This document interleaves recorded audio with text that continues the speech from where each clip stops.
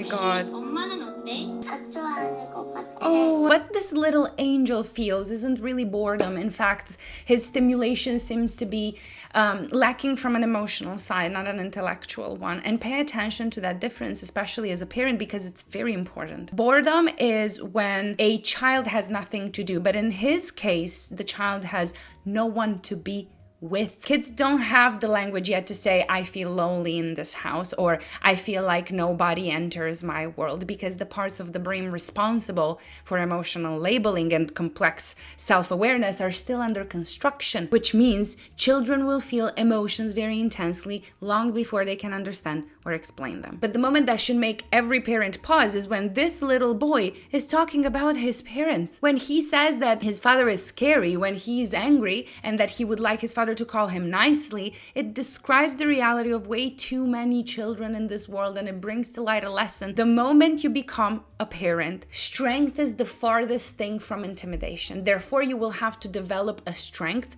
that starts with gentleness and an authority that begins with emotional safety. For many men, this is profoundly uncomfortable because they were never asked to develop this part of themselves. They were rewarded for being tough, controlled, distant, stoic, depending on the situation. And now suddenly, the job requires warmth, tone regulation, softness, emotional presence, patience. These are all skills they most likely never practiced, and most importantly, skills they most probably also undervalue.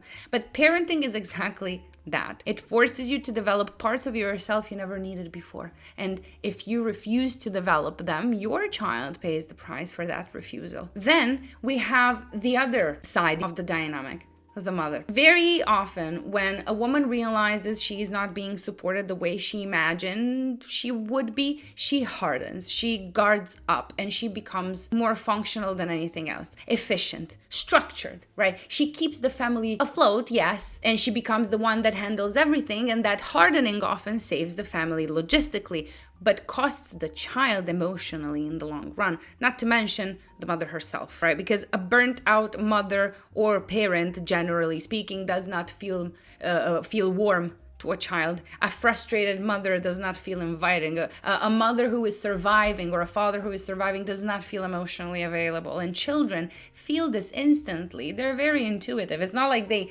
need